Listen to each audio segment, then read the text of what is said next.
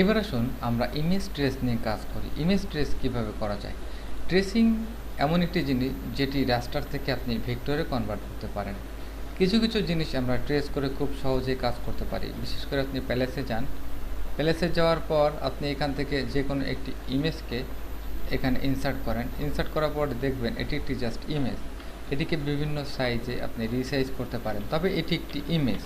ইমেজকে যদি আপনার অবশ্যই ভেক্টরে কনভার্ট করতে হয়, সেজন্য আপনি উইন্ডোতে যেতে পারেন। এখান থেকে আপনি জাস্ট ইমেজ ট্রেস নামে এই যে অপশনটি আছে এটিকে ক্লিক করতে হবে। এখানে কয়েকটি অপশন রয়েছে: অটো কালার, হাই কালার, লো কালার, গ্রে স্কেল এবং ব্ল্যাক অ্যান্ড হোয়াইট। এর পাশাপাশি রয়েছে আউটলাইন।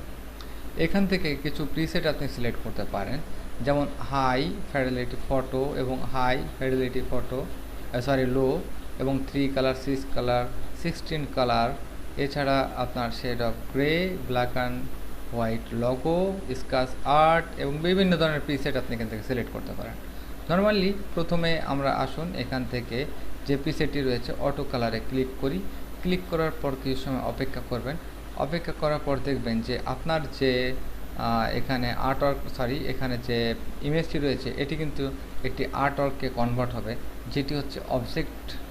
এবং এখান থেকে এক্সপ্যান্ড করার পর আমরা দেখতে পাবো যে এটি টোটালি একটি অবজেক্টে কনভার্ট হবে বা ট্রেসিং হবে।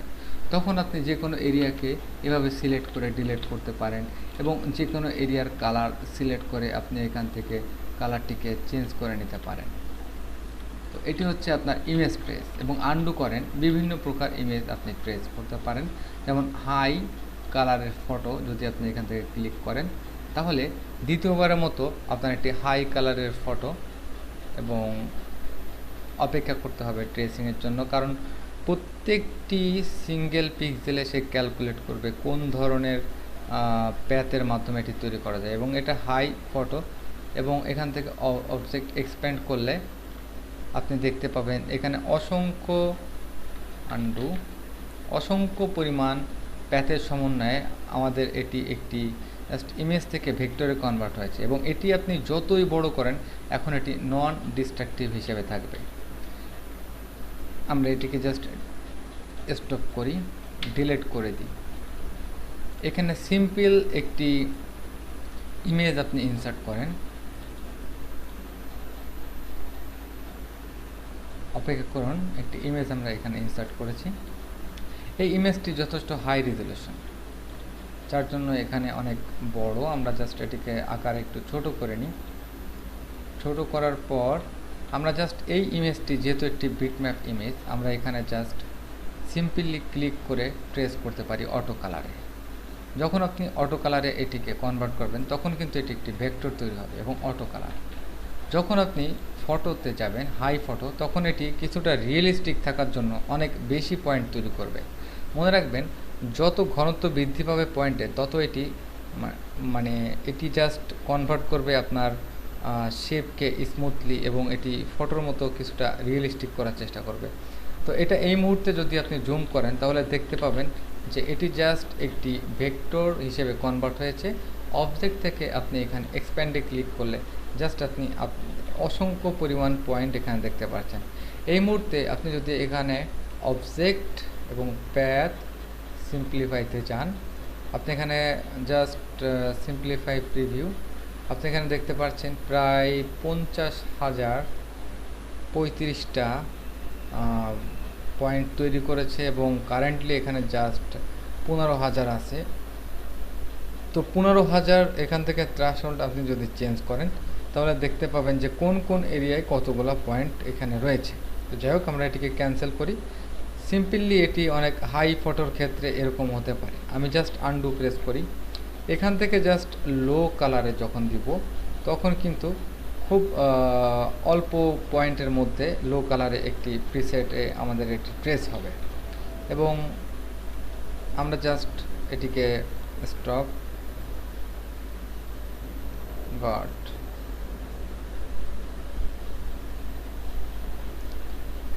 ওকে, আমরা জাস্ট এটিকে আনডু প্রেস করে নর্মাল নিয়ে যাই। এখানে আমাদের রয়েছে গ্রে স্কেল। গ্রে স্কেল খুবই সহজ। এটি সাদা কালো একটি আর্টওয়ার্কে পরিণত হবে, এবং এটি আপনি সব সময় কাজ করার পর এক্সপ্যান্ড করতে হবে দেখার জন্য যে কতগুলো পয়েন্ট এখানে তৈরি হলো। জাস্ট আনডু, এবং এখানে রয়েছে আমাদের black and white. Black and হোয়াইটটি অনেক মজার, এটি এক প্রকার বলতে গেলে পেইন্টের মতো, এবং এক্সপ্যান্ড করে আপনি এটিকে সহজে মডিফাই করে কালার দিতে পারেন। এবং এখানে রয়েছে শুধুমাত্র আউটলাইন, আপনি যদি আউটলাইন করতে চান শুধুমাত্র আউটলাইন। তো অনেক সময় আমরা লগোর ক্ষেত্রে ব্ল্যাক অ্যান্ড হোয়াইট ব্যবহার করি, হোয়াইট এরিয়ায় কোনো ধরনের অবজেক্ট থাকে না, জাস্ট ব্ল্যাক এবং হোয়াইটের পর একটি আর্টওয়ার্ক তৈরি হয়। যখন আপনি এটিকে জাস্ট এক্সপ্যান্ড করবেন তখন আপনি ওভারঅল কালারের উপর মডিফাই করে আপনি জাস্ট আপনার কালারটিকে পরিবর্তন, আমরা জাস্ট এখান থেকে প্যাথফাইন্ডার এখান থেকে আমি ডাইরেক্ট সিলেকশন টুলের মাধ্যমে আমি সিলেক্ট করে আমি যে কোনো একটি কালার পরিবর্তন করতে পারি।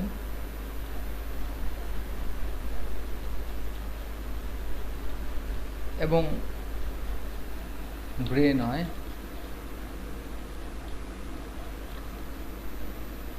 অরেঞ্জ টাইপের কালার, এটাই সাদা এবং কালো, যার জন্য এটি জাস্ট সাদা এবং কালোর ভিতর সীমাবদ্ধ। এখান থেকে অবশ্যই আমাদের সাদা কালো মোডটি পরিবর্তন করতে হবে, যেহেতু এটি অলরেডি গ্রেস্কেল মোডে রয়েছে। Object rasterize, expand, wait a second, edit color, adjust, convert it to CMYK। ওকে, এবার আমরা এখান থেকে CMYK কালার অ্যাপ্লাই করি। সেম একই রকম, এটি কিন্তু গ্রেস্কেল কালার রয়েছে, আপনি খেয়াল করেন এখানে অন্য কোনো কালার নেই। আপনি সোয়াসে গিয়ে অন্য কোনো কালার এভাবে সিলেক্ট করতে পারেন জুম করে।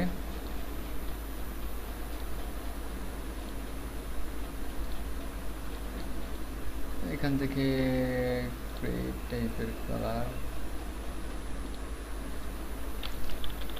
এটা জাস্ট এক প্রকার আপনার আর্টওয়ার্কের মতোই।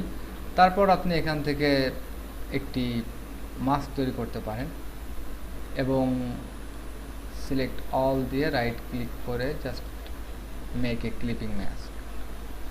এটি এক প্রকার আর্টওয়ার্ক যেটি আপনি কাস্টমাইজ করে নিতে পারেন ট্রেসিংয়ের মাধ্যমে, এবং এটি আপনি কোনো মনোগ্রাম অথবা অন্য কিছুতে ব্যবহার করতে পারেন, অনেক বড় করতে পারেন, এটি নন ডিস্ট্রাকটিভ, নষ্ট হবে না।